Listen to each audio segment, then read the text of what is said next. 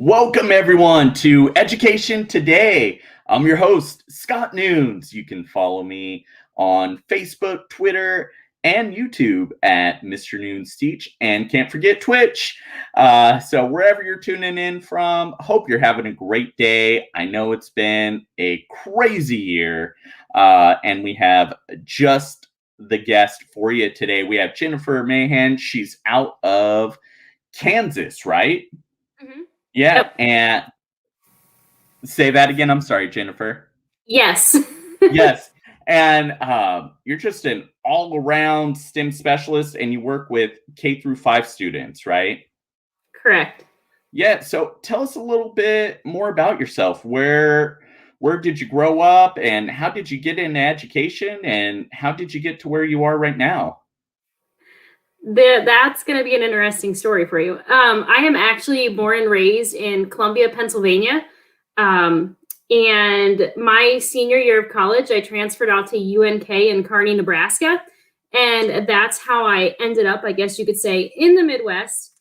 My original major was dental. Never anticipated being in education, but I was working in a pediatric dental office, and a lot of the kids we worked with were special needs. And that I completely switched my major when I went to Nebraska. And I have my degree. I started out with my degree in special education and elementary education.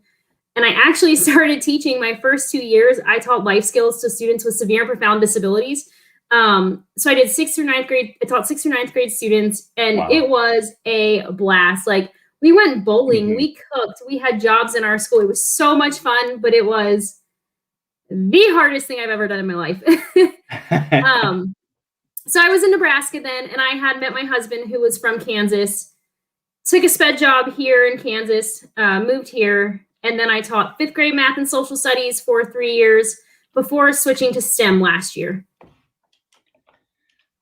Yeah. Wow, that's quite like the transition there. I thought I transitioned a bit.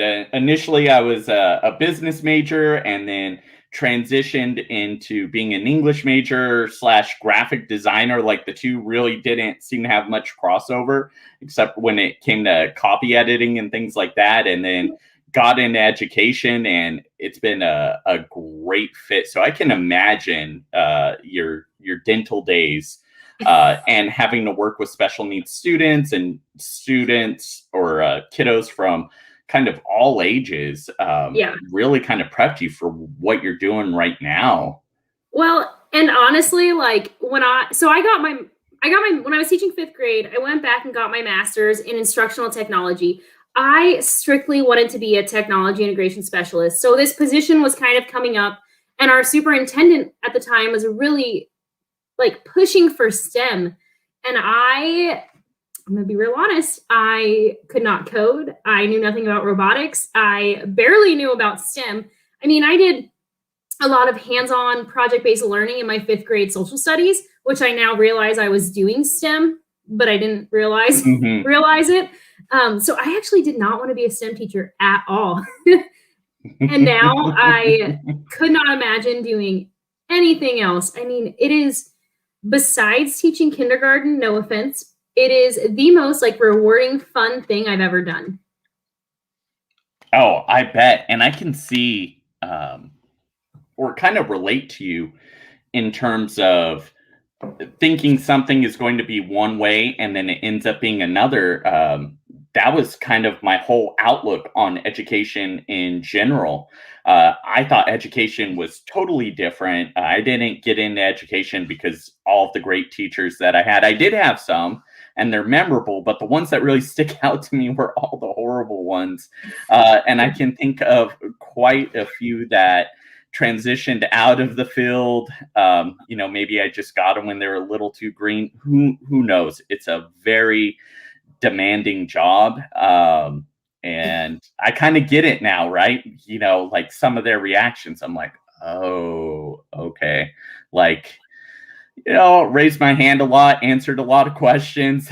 that presents a different challenge. So teaching has given me some great perspective, and I fell into the field through coaching. People kept telling me, hey, you should really do this full time. You love coaching. It's not going to pay the bills, but if you do teaching, it will. And then you can do both. And now I'm an instructional technology coach, and I love that. Just every day is different. I imagine the same for you with STEM. Yeah, how's your first year been? Are you face to face? Are you what's the model you're in right now? This is my second year of teaching STEM. Okay. And we have been fully in person all year. I am in a very small rural district. Like our county is about 5,000 people, so we're pretty small. We have about 250 kids in our elementary school, so we've managed to stay open all year. My classroom looks a lot different than it did last year. I went from seeing kids, 2 30-minute times a week, 2 to 3 times. Now I see them about once a week for an hour. And then our custodian comes in, sprays my whole classroom down in between each class. And at least I still get to do what I'm doing, but everything's clean in between. It's all been super safe. But I'm just happy I can still be in the classroom doing what I love. Yeah, I want to kind of back up a little bit and bring up something that we talked about off camera before we hopped on live. I think it's so cool that you played Division I hockey on a men's team in college. Can you go into how that came about? I think that's such a great accomplishment. So I actually played ice hockey my entire life growing up. And where I'm located, there was not any women's teams, girls teams, and nothing like that. And if there was, you were driving like 2.5 hours one way for a practice. And my older brother played ice hockey, and being in Pennsylvania, it was a huge sport. So I grew up skating all over the East Coast, Canada. And then, I'd go to goalie camps because I was an ice hockey goalie. I'd go to camps and it'd be like 100 of us, and it'd be like all guys and me forever. And I loved it. So then when it came to like the summer, I'd have to play for a select team, and it was always all females. And it was so hard for me because they just play differently. No offense to them. Like they were phenomenal players, but they just played different than what I was used to. So when it came to college and moving on, I stayed playing guys hockey until I transitioned to Nebraska, and there was not ice hockey. Our town actually had an ice rink, and I got to go coach for a year and coach little goalies, and that was super fun. Still probably the only girl there, but it's been an experience. I've always loved it. That's so cool. I grew up with a friend who's super into hockey, loves the San Jose Sharks, couldn't get enough of it. Consider where we're at, we would have to drive a ways to a rink about an hour and a half, and he didn't do that. So he did roller hockey, and he was considering doing that, semi-professionally, but ended up becoming a registered nurse. Going with something a little more practical, something that paid a bit more than semi-pro roller hockey. But he got into ice and loved it. And now he plays all over. He's a traveling nurse. And that's one of the things he looks for when he's finding a new position. Is there a spot for him to play hockey? So cool. Do you still play? So in Wichita, Kansas, there's an ice rink about 2.5 hours away. And a few years back, I actually went and played for the first time in quite a few years. And my husband actually laughed because he went in with me. We weren't married at the time, but he laughs because he was standing up there. It was like a pickup open hockey game. And he's like, there were all these girlfriends up there. And I'm up there like cheering on my girlfriend, who's the goalie, like taking pictures. And it was funny. But yeah, anytime things freeze around here, like this past winter, we got some really negative temperatures. So I was skating on anything and everything that was frozen until it thawed. But I'm out there whenever I can. Yeah, really cool. I'm glad you mentioned that because you had a really cool post on Twitter that gained a lot of traction. I remember where you were skating around on the ice, and I was thinking, wow, she is so brave. I didn't grow up around that, so it just like totally fascinates me that people kind of do that, and you have that knowledge to know when I the ice is safe. Well, I will say about that area, I know the water is not deeper than my knees when it's not frozen, so that doesn't make me nervous, but I get too nervous to skate on the lake just because I know it's deep and I don't want to Uh-huh. fall through. Yeah, nobody wants that. Are you a fan of the Mighty Ducks movie series? Yes. So they have Julie the cat in there who's the goalie. Yeah. And a lot of my friends used to joke around and call me Jenny the cat because I was a girl and I was a goalie too. So I might be a fan. No, that's pretty cool. Yeah, I thought of the similarities there. So neat. Now, kind of switching gears and going back to education, what are your main focuses when you're sharing out STEM for the first time with students? Where do you kind of start and how do you kind of gradually build? So that has probably been my biggest challenge. Being in a rural district, there is not a curriculum. There was not a lot set out in place for me. So the materials that I had my first year, I got due to grants that I wrote. So I mean, I pretty much fully funded our STEM program my first year.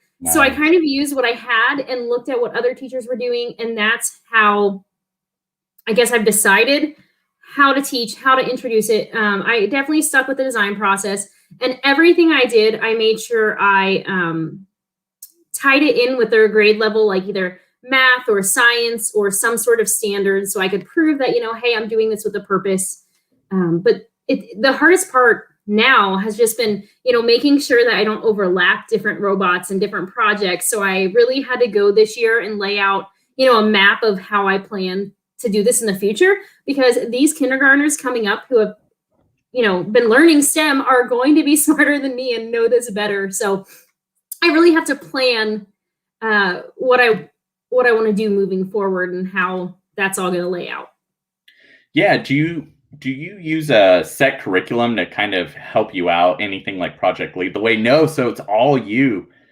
That's All me. amazing. Yeah. It's nice to have a base. And you mentioned drawing from Twitter and the PLN. What sorts of ideas have you picked up that you can remember from the PLN?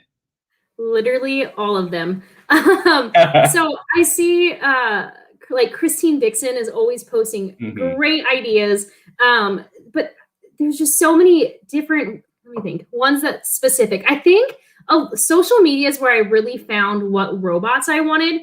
I kind of watched what other people were doing, would ask them, hey, what did you like? What worked? And that's pretty much where I picked out every single robot that I have. And now I realize I pretty much have every one that people want. I have it. But with like projects, I saw someone post last year. They were doing like carnival games out of STEM stuff, and I was like, yes, I want to do that. Haven't got to it yet, but I remember seeing someone post foosball, and that was one that I then created with my fifth graders. And I saw a lot of teachers start posting about STEM books, and I thought that was great if I could get more STEM books and tie a project into it. It's like I saw someone last year or create a Ferris wheel. I needed to make a Ferris wheel. So currently my fifth graders, we just read Mr. Ferris and his wheel, and now we're creating the freestanding, spinning Ferris wheel. Very cool. If you need an additional idea, I just saw on Thingiverse today, you could take Ooh. your old spools of filament that are all used up, and there's a mod that you could do and print some additional 3D printed parts and make it into a Ferris wheel that holds little Hot Wheels. I have a 4-year-old who's super into Hot Wheels, so I thought, hey, I'm going to test that with him. That is awesome. Except I have not used all my filament yet. I'm still working on the whole 3D printing, getting better at that. So I'm hoping that's another thing my students can lead the way on. Right. It's a process and definitely encourage them and challenge them to do it. I've learned probably 90% of what I know in terms of troubleshooting and what to do and getting ideas from social media and YouTube. A lot from YouTube, actually just seeing videos like, okay, here's how I calibrate things, because it gets pretty technical. And especially with all the different machines, I know we had chatted and DM back and forth a little bit about your machines, and they're a little different than other ones I had worked with. And so it really comes down to looking at all the individual parts that each one has. They're pretty modular and they all kind of use the same stuff. They're just set up differently once you get used to them. So there's a learning curve. I find the calibrating to be the hardest part for me because it's like I feel like I get it and I'm like, yes, I'm ready. It's doing great. And then I go to print something and I'm like, what is this? This is not what it's supposed to look like. So then you have to like, I just think I don't have the patience to sit here and like turn every little knob until it is perfect. Yeah, that can be super frustrating. And if I'm going to be brutally honest, that really slowed me down. And I had to take a break at the start of the pandemic, like all at once last March. I had 4 printers and they all just started having all kinds of issues. And then having to like recalibrate them and getting the bed level was such a pain. That was really hard for me. And then I watched this tutorial and it did take a while. It took me like a solid half hour, 45 minutes with watching the video and pausing and doing everything. But I've been up and running solidly like ever since. So once you get it, and if you don't move it, don't bump it, right, to throw it off, you're going to be good. And then you just have to kind of practice it. It's one of those things where it just takes time to get a little more efficient at it. I have some buddies who do it in like 5-10 minutes and it's more than good to go. And then knowing kind of like what works well with your style printer and bed and things, there is a little bit of a learning curve with that too. And each machine's a little different. I'm learning that. Yeah, you'll have the same model like I do for multiple printers and each one behaves just a little bit differently. I have some that can handle anything, or I have like sweet spots because maybe the bed is warped a little bit because I pushed down on it too hard one time. I've had those kinds of things, and you just have to kind of get into it and not be afraid to learn. And my latest thing is just adding modifications to the machine and upgrading and doing those sorts of things to make it even better. And that's been a nice little challenge, but very rewarding. Yeah. So what's next for you in the world of STEM right now? Where do you foresee yourself going and taking your kiddos? So I am super excited. I worked really hard last year writing a ton of grants to start a makerspace, and COVID really slowed that down. Even though my classroom gets changed clean, in between classes, just having this new space and having different kids come out at different times has kind of made it hard to get that going. So I finally am having it all set up and it is ready to go. We're hoping to introduce it to the kids in the next few weeks and get the teachers excited and in there working. So I'm really hoping to do more with our makerspace by the end of this year and really into next year. And we're starting a STEM club. So I think my role is going to switch a little more from STEM and tech integration to just more STEM and makerspace. Being our first year last year with STEM and tech integration, when COVID happened, I did so much with tech integration. I was so busy 24/7. It was overwhelming. But this year it seems like I was really needed in the beginning of the school year. And now teachers have kind of pumped the brakes on the tech integration part, which has been great because I've been able to focus all of that time into setting up our makerspace. But I think we're going to have a lot more next year with like 3D printing. I would like to try and maybe start, like I said, the STEM club, if we can do some little robotics team. I just want to do more. I don't want, having a rural area to hold my students back. You're on mute. Oh, yeah, it happens to the best of us, right? I can only imagine the challenges that come with working with a more rural district in terms of getting funding. And I think that's so cool that you wrote a lot of grants. I want to pause for a moment before I get more into that and just give a couple quick shout outs. We have Marcia Carrillo joining us. She's saying hi, and she's just south of me in Merced, so about 30 minutes south of where I'm at. And then Joe Merrill from the Merrills joining us. Hey, Joe, thanks so much.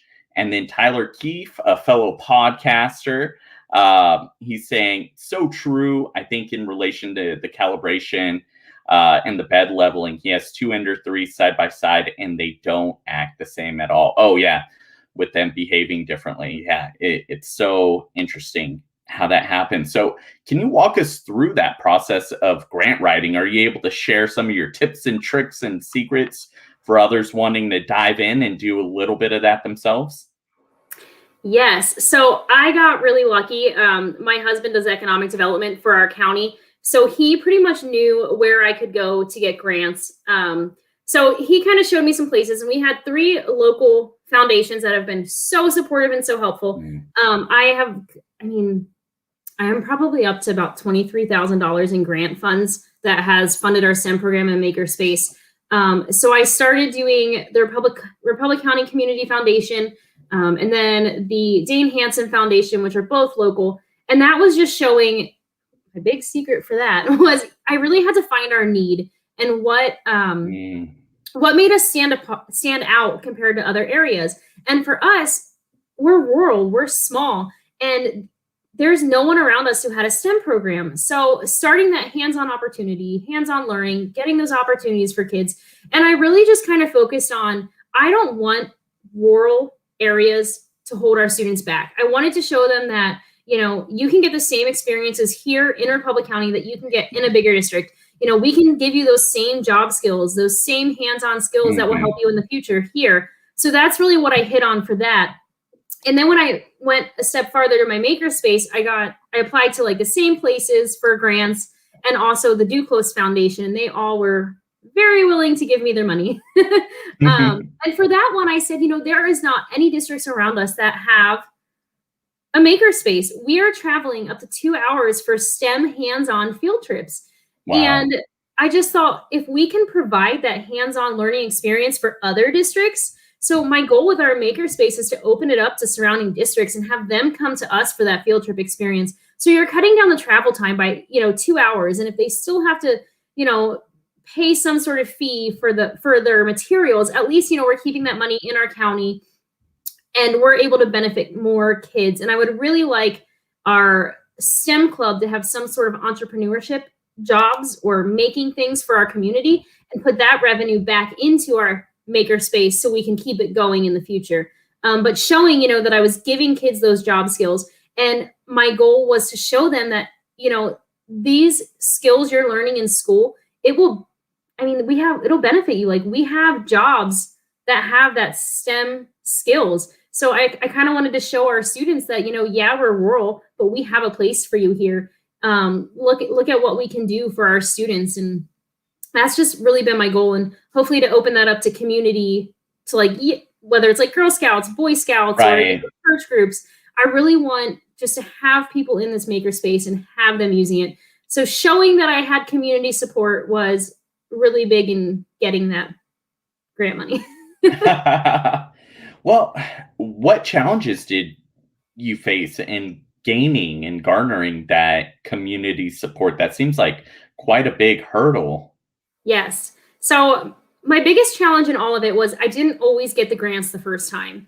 And if you've ever written grants, you spend hours upon hours, researching, writing, waiting impatiently to find out if you got it, and then organizing how to spend that money. So that was the hardest part, was not getting it right away. And I'm super determined. So I did not get my first makerspace grant that I applied for. And then I don't think I got the second one either. And at that point, I was like, I want this. So I really had to stop and reevaluate what our need was. And I think at the time I was saying, I just wanted kids to have those STEM skills. But when I sat here and realized that I can make that connection for other schools and open it up to the community and really benefit our whole county, I think that really played a role. And the other thing is, people around here didn't know what STEM was really. And I still get a lot of people saying that, STEM, you're just playing, it's just you and your toys, And I think really getting that buy-in and selling what I was doing. So, I started sharing what I was doing on pretty much all forms of social media because I wanted people to see what we were doing. And then our school Facebook page this year, now we can share on there. So I've really been sharing what we're doing in STEM. And I think, it's been interesting to have people see that I'm teaching kindergartners how to code and about robotics and, how to create algorithms, because you don't picture a kindergartner doing those things.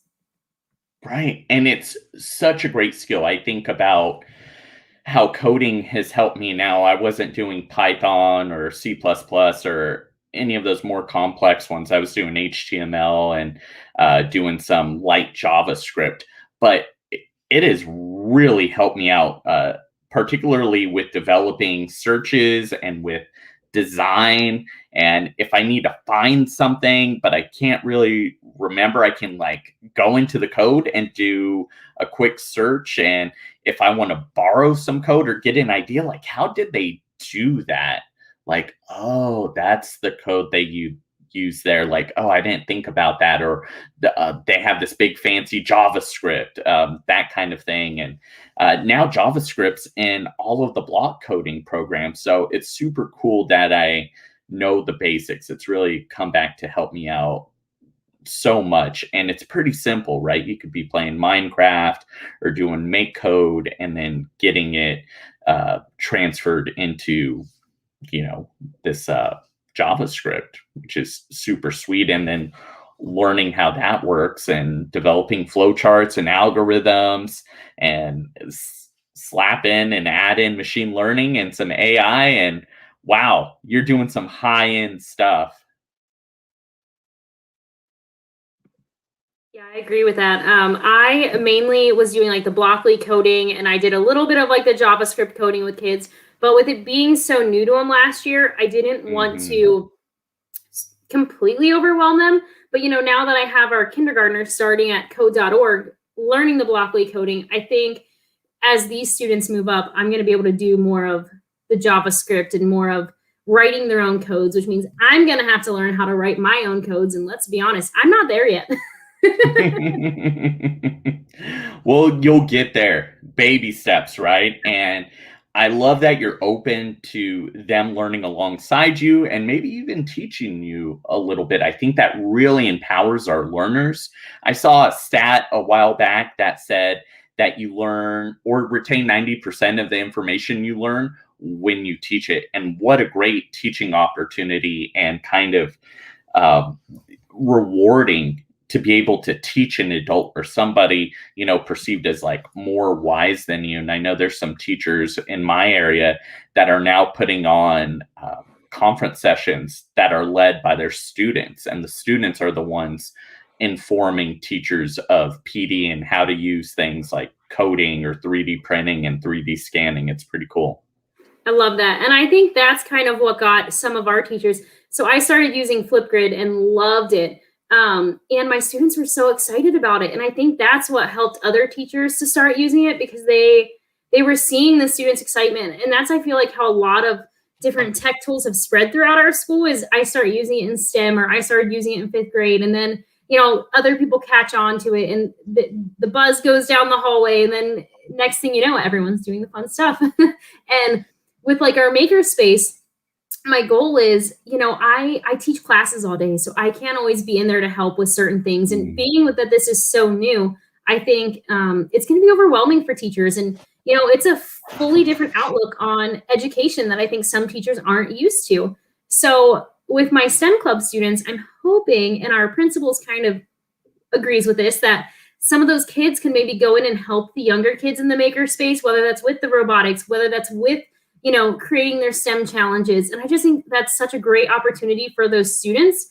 to get those leadership skills and really, just build those relationships across different grade levels.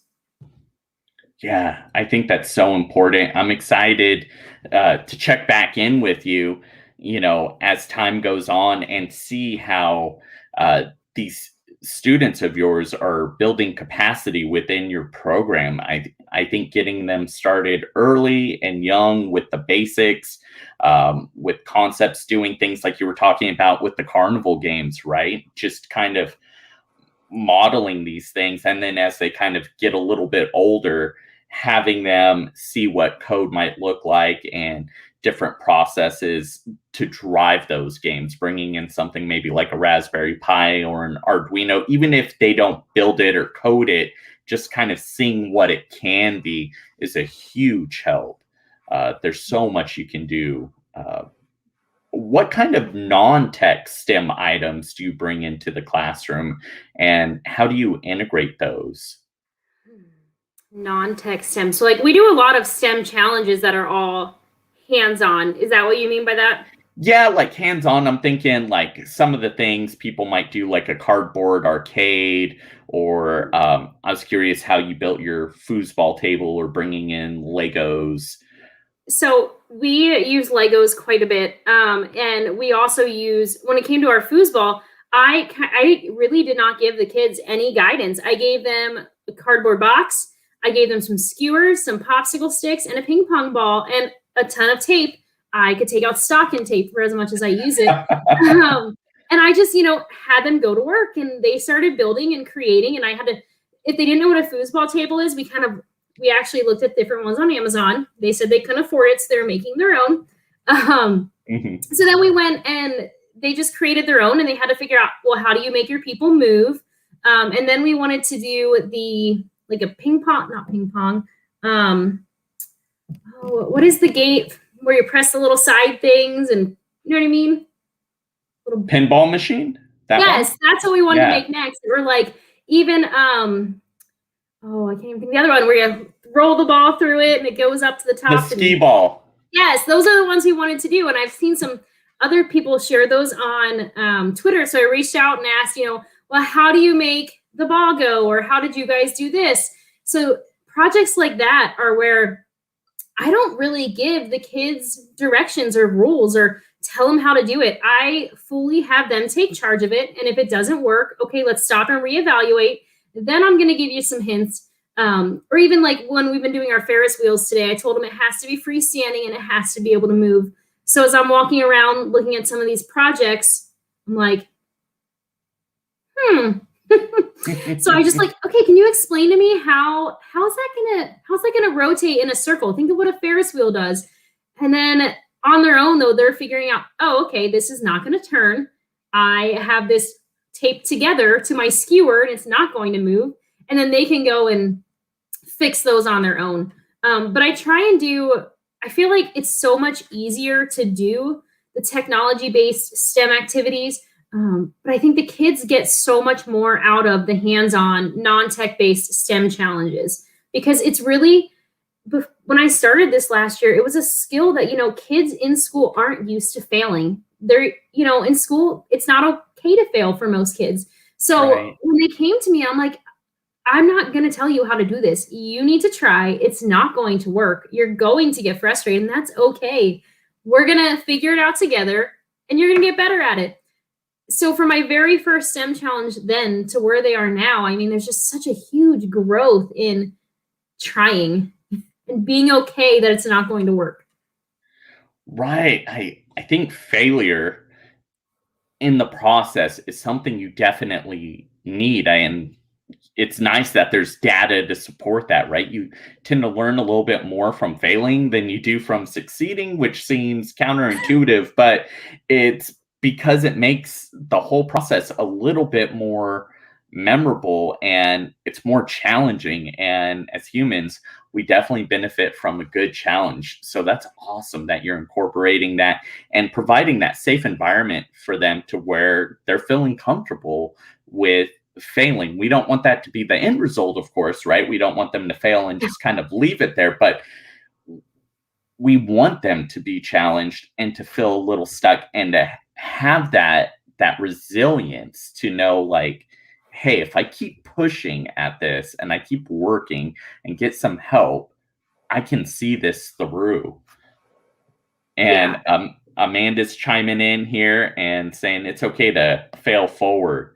Yeah, totally. Fail forward all the way. And I think you're right with what you said with the hands-on experience. Sometimes that has a little bit more of more buy-in, I guess, than some of the tech stuff, right? They get a little overwhelmed, some of them with tech, like, oh no, I'm not going to do that. So one thing that I would kind of do when we were building like a video game from um, uh, Microsoft Arcade. That's the coding platform we were using.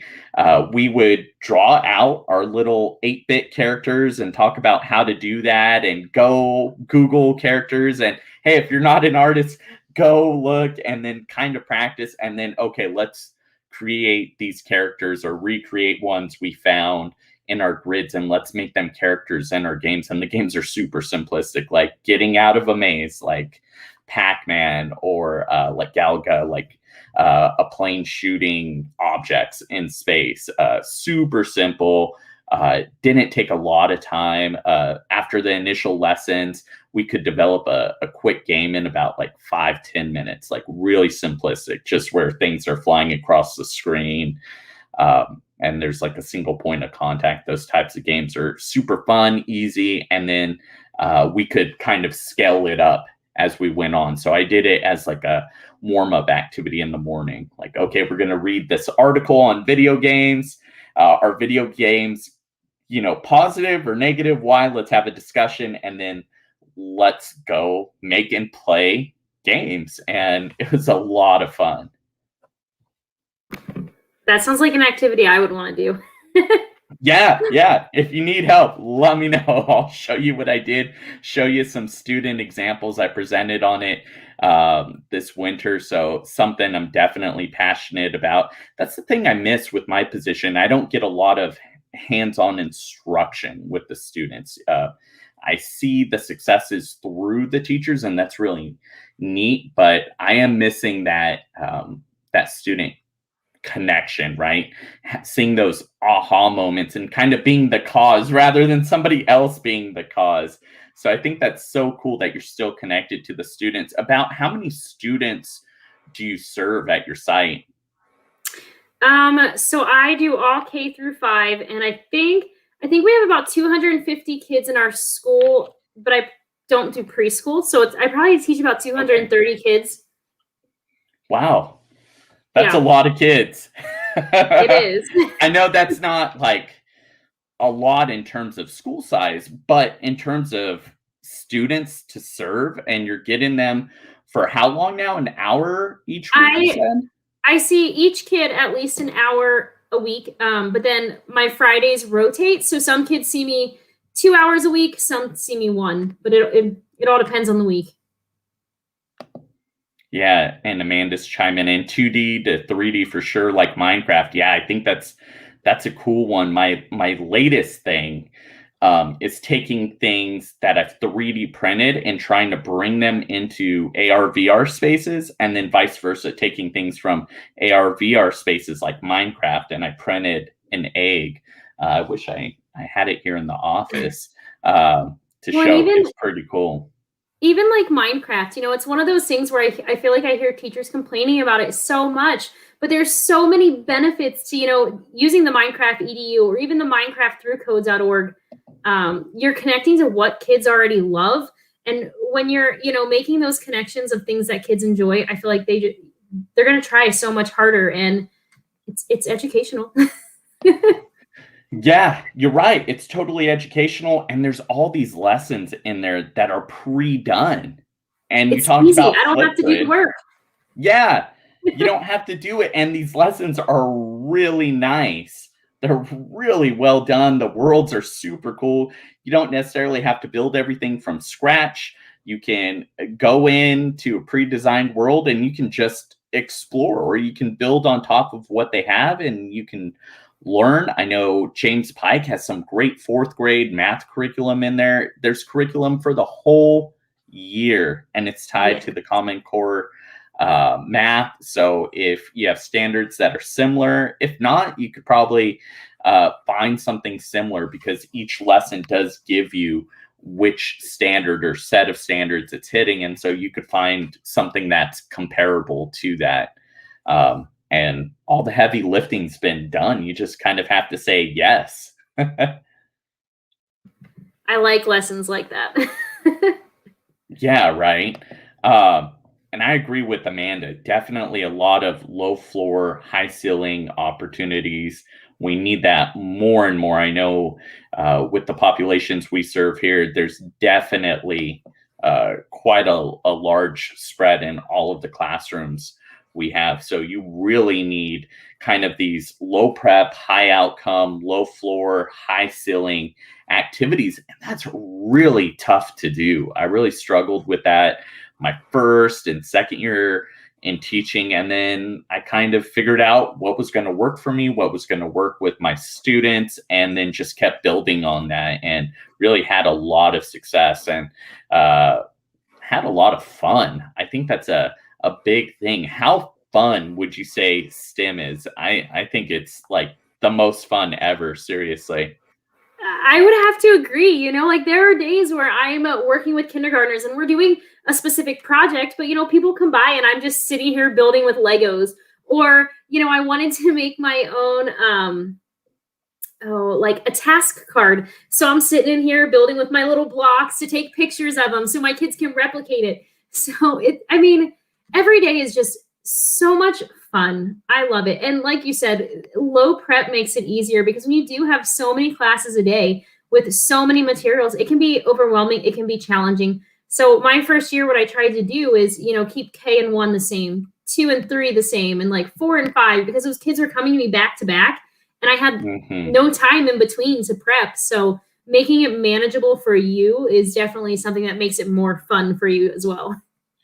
And I think it really works with STEM, having those grade levels grouped together. And with our California Common Core state standards for computer science, they're lumped up like that. Whereas, like the math and English, they're definitely broken up by each grade level, like K, 1, 2, 3. And there's some overlap and they all build on each other vertically as well. But I like how with computer science that they're kind of grouped up because really, something that's age appropriate for a kinder student is still very age appropriate for a first grade student. And it gives them that much more time, especially if you're not doing it as much as math or English, right? Those are your two main ones at the elementary level. Yeah, I would agree with that. Lumping it together made it so much more manageable for me. Amanda's chiming in. STEM is bringing back creativity and curiosity to our students. I think we definitely need that. I like kind of getting out of just very rigid constructs. And I'm a pretty rigid person. I'm very regimented. So the pandemic right now has been quite a challenge for me. And my regiment, like doing things, like I like to do things at the same time every day. Same with like the podcast. I have this awesome podcast schedule and now kind of all over the place and just get to it when I can. And that's kind of life right now. And so I'm looking forward to kind of the same things. But when it comes to learning, I want to go off the rails and just want a world of possibilities open to me and to my students. How do you differentiate what you're doing for the students that you're working with? I think that can definitely be a challenge in STEM. So sometimes, especially with like, if I'm doing the same project in K and 1 or, 2 and 3, second grade might get more instructions. Sometimes I might give them a model. Or, I have some kids coming in from special ed and, I was a special ed teacher. So I want these kids to be able to do the same exact things. But I don't want them to be left out. So I make sure, so many coding curriculums it reads it to you. So that's been super helpful. Having the text to speech feature, or even when we're typing, having those features. But you can easily, I feel like, manipulate an activity so that you're kind of doing the same thing, but it doesn't have to look the same. Like, you know what I mean? I feel like I'm doing a bad job of explaining it, but so one student might build the same project, but it's going to be a little bit differently how they build it, or they might get a little more help or a little bit more like scaffolding to get them to be able to create something. Right. You might start a Lego project for them or give them a model, and maybe the model's at the station they're working at rather than being shown the model and then it being put away or off to the side out of sight. Um, Yeah. or you come in kind of mid project and like, hey, you might want to turn this around, right? Your Ferris, like you were talking about the tape, like you might want to take the tape off there, connecting the Ferris wheel to the spool in the middle, right? It's not going to turn. You might give them some of that explicit instruction, whereas you might let the other ones kind of troubleshoot Well, a little and bit I feel more like around another there. thing, sorry, I feel like another No, thing that's you're been fine. super beneficial is that everything we do, I mean, and even with COVID, I've still been able to do everything's in groups. So as long as kids were with their cohort that they were within their classroom, I could have my kids still work in groups. So really, those kids who might have been struggling on a project, they always have a partner who's so positive and supportive and will make sure they're able to achieve it. Sometimes I have to step in and be like, hey, make sure so-and-so's doing their part. But I think I know it's not differentiation, but having that small group has really helped to foster that everyone can learn and create something. Yeah, I think everyone can, and it's going to look different. I know um, with my experience at the high school level, once I got into PBL, all these projects started looking so different. So we started with like similar projects. We all started on the same thing. I would start with this or that option. So there really wasn't a whole lot of choice, but then it would go from that to a choice board where you had three options for each column, doing like a little tic-tac-toe board, and then going with point rubrics to multi-point rubrics, and then letting the students come in that design process of the rubric, like, hey, what should we look for here? What kind of student-friendly language should we have here so that everybody understands what the expectation is, trying to reach that visible learning there. I am all about choice boards. I also love letting students evaluate their work before I do. Mhm. So giving them a scale and, having them do that feedback on themselves and tell you how they think they scored. And then you can show, well, here's how I think you've done and here's why. But I think, having students really self-evaluate has been helpful too.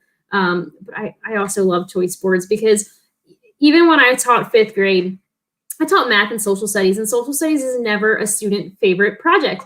Or a subject. So I gave students that choice of, you don't have to write a paper to show what you know. You can, and even when it came to tests and homework, they weren't things I loved. So I did alternative ways, very project of explain to me multiple Mhm. concepts in one project versus a worksheet versus multiple choice tests. I felt like kids were getting so much more out of that, having their own way to show me what they know.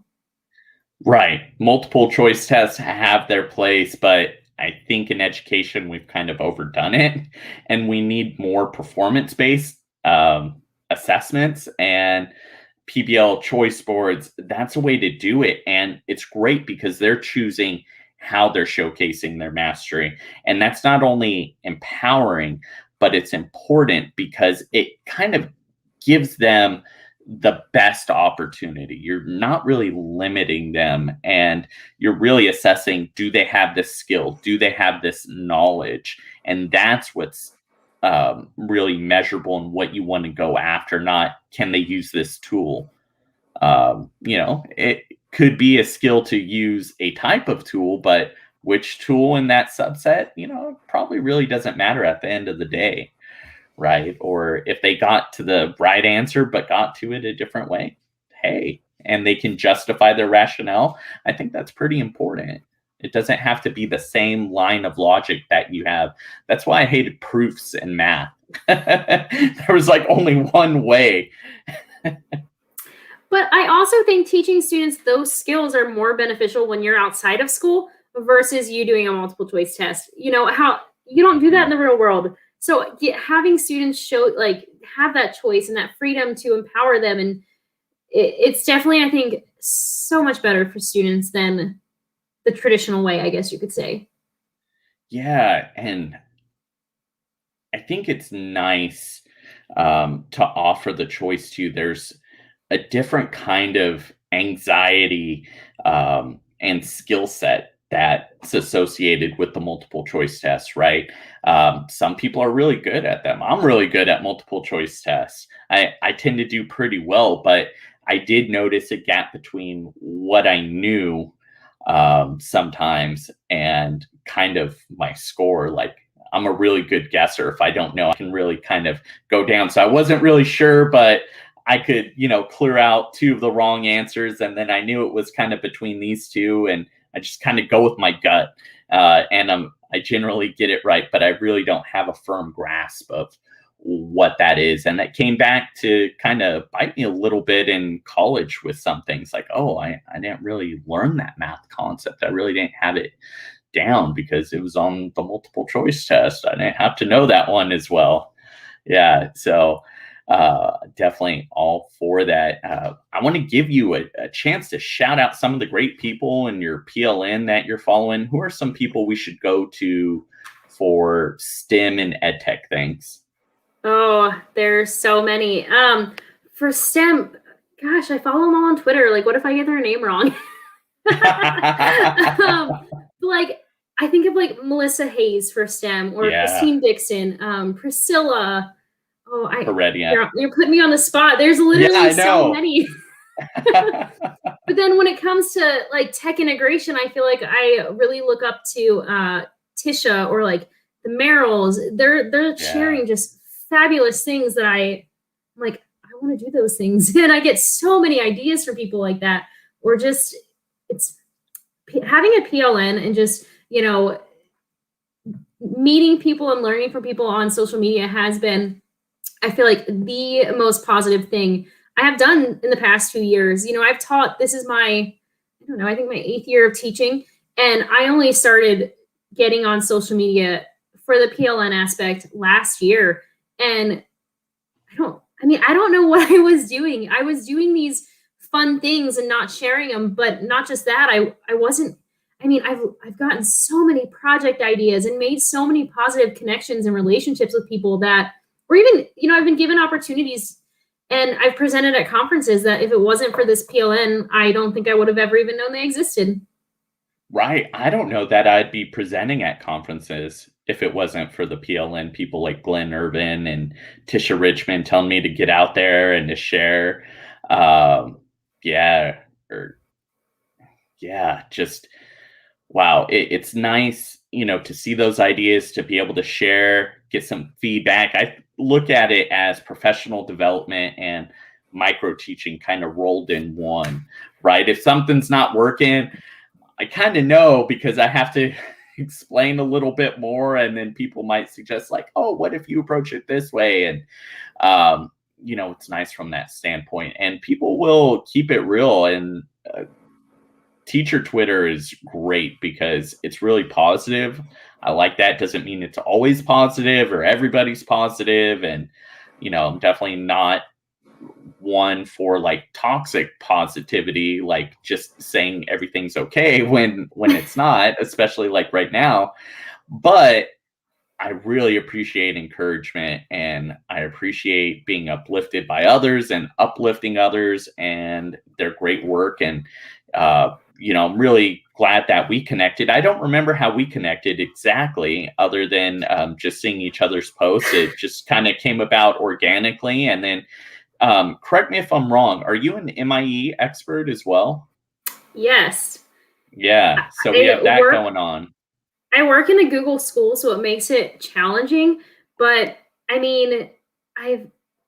lean towards Microsoft so much too. Like, I love Google, but I love Microsoft.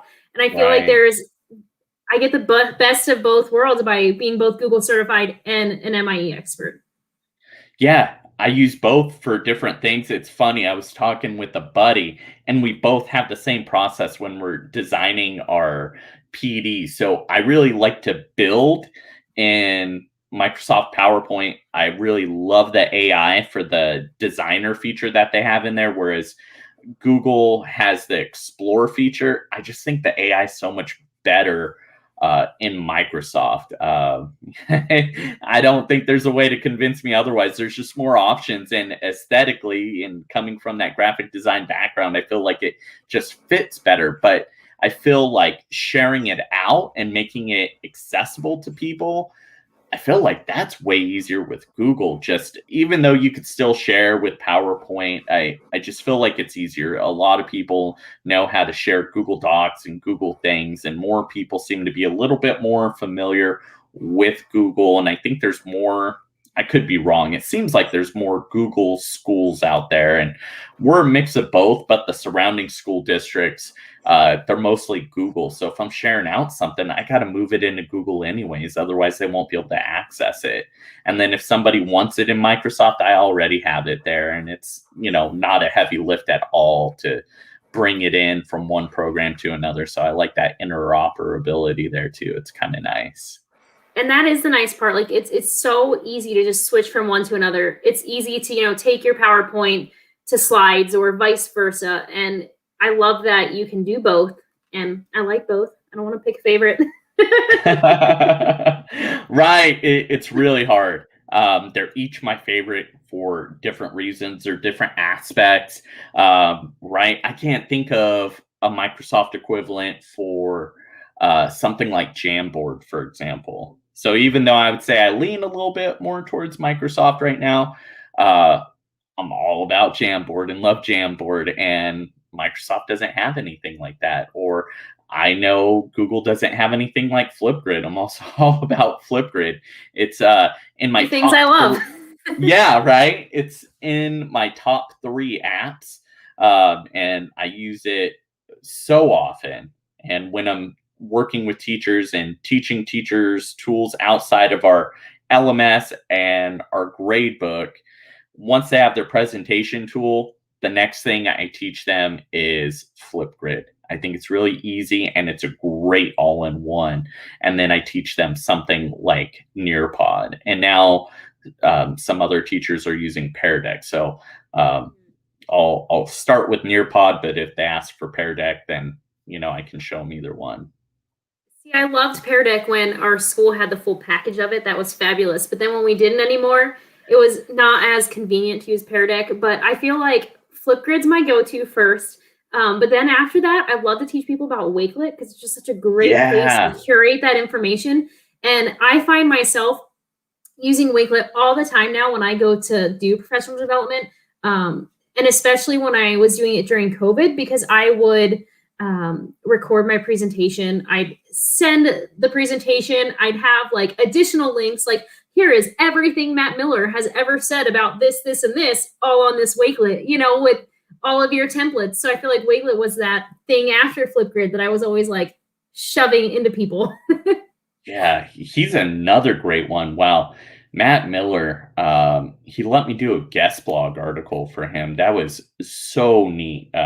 Definitely somebody I look up to. We connected on, he's amazing. And the way he is on Twitter is the way he is in person. It was so cool. Back in spring of 2019, we were at a conference, Spring Q, and I was up super early, like 4:30 in the morning, went to the Starbucks a few blocks away, got some coffee, and there he was. And I was just like staring at him, trying to get some courage to go talk to him. Like, should I talk to him? Should I not talk to him? Is that in fact Matt Miller? Or am I like hallucinating because I don't have coffee yet and it's early in the morning? And he recognized me. And he was like, hey, Scott, how's it going? Invited me to sit with him and let me kind of examine one of his books before he was done writing it, Tech Like a Pirate. So that was so cool to kind of see the behind the scenes, see the process. And he was just really an open book with his ideas and his process. And it really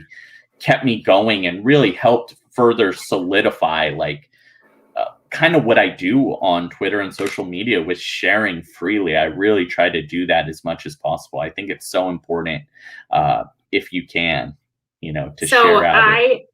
I met Matt Miller as well. I went to TCA in Texas last year with Travis True. And the whole time we were down there, I was like, I got to meet Matt Miller. So he was doing these like little presentations, and I scurried my way in and sat in the front seat, and he was like, "Hey, you're Genosaurus Tech, aren't you?" And I was like, "I am actually." So I even think he said I was wearing like a mustard yellow sweater, and he was like, "You have mustard in your picture too on Twitter, don't you?" And I was like, "I do." So I think the whole weekend we couldn't go like 10 minutes without me being like, "But did Matt Miller know you?" Yeah. So this year he's actually presenting at our MACE conference in Kansas. So I will go to that and hopefully present. So I'm like, well, maybe he'll recognize me again. And if not, I'll remind him that at one time he recognized me. Yes, yes. And you'll have to tell him I said hi. He's a great guy, really strong encourager. I really don't know how he does it all, right? He's so busy. I was really sad. I haven't even posted about it. I guess it hit me kind of hard. He stopped doing his podcast with Casey Bell. I know they're both super talented, super busy, right? And it just doesn't work out. And being busy with my own things, like I get it, but that was something that really was pivotal for me in terms of PD. Such a good podcast. He's super knowledgeable. So if the folks watching or listening in, if you're not following Matt Miller yet, go on over to his website, ditch that textbook, and follow him. He's great. Even the templates, though, there's so many templates or blog posts. I find myself sharing so much information that he has created just because it's great. It's already made, and there's fabulous ideas. Like, I think he's how I figured out how to make digital escape rooms, and then I love them and have to create them all the time now. Yeah. Speaking of that, share out your blog because those escape rooms are great. Just the other day, I was looking at those and I wanted to point those out. So I'm glad you brought those up. Where can people find those at? I don't remember what my blog is called, but it's on Weebly. It's Genosaurus Tech. I'll have to share it, but it's I believe it's weebly.com/Genosaurus Tech. I think it is. It has it in the name. I think you're right. And they can always click it from your profile. Yes. Who knew? Good. I should know this. I'm not good on the spot like this, but I try. And that's one thing.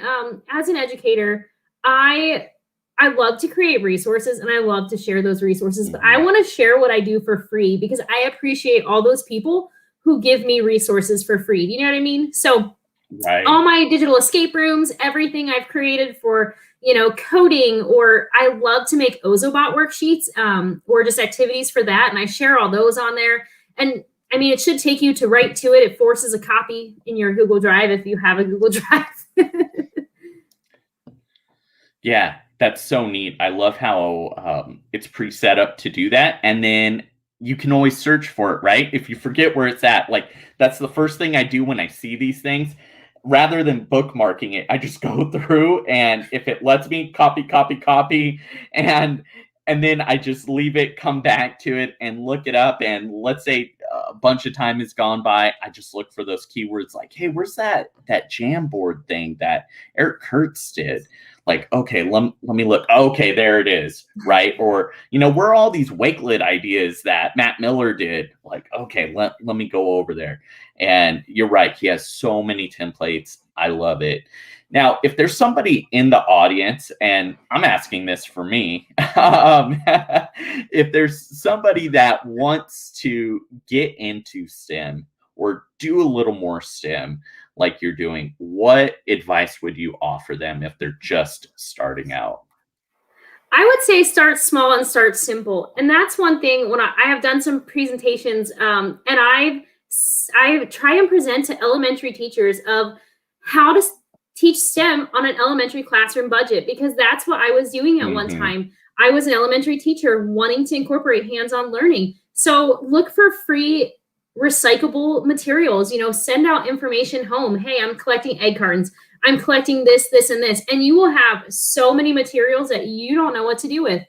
I would just say start small, start simple, and have fun with it and let kids explore.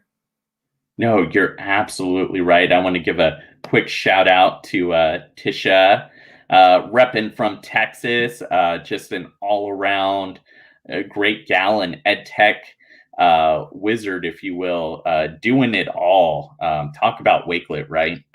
She's so good with everything she does, like Flipgrid, but She's having good a at program. everything. Yeah, really, right? What can she not do? But I think what stands out, she was really a pioneer with building out that Wakelet student program that they have, where you can get students certified with Wakelet. I think that's so great. I'd still love to get my district on board with that, but COVID kind of, messed everything up, right?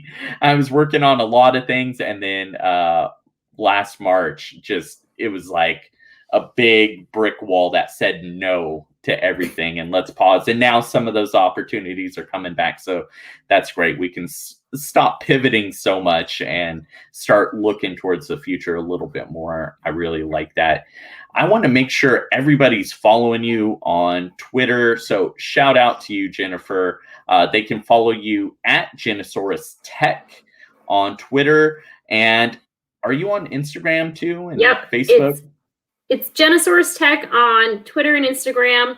I really, I guess, don't have an educational Facebook page. And then with my website, I also did /Genosaurus Tech for the Weebly.com, so you could find me there. I try and keep it all the same. Yeah, so make sure you're following Jennifer.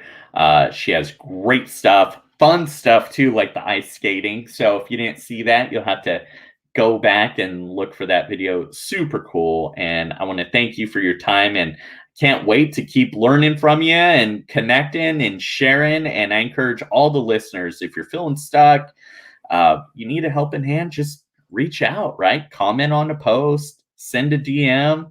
It's all good. And so many people did that for me. So I love when people reach out with questions. And, I had so many people guide me to be where I'm at now. So, reach out. I love to answer questions and help and share resources. And it's just such a great community to do that. Yeah, it's nice to be able to give back. And thank you so much for coming on today. I appreciate you, Jennifer. Thank you for having me. It has been fun.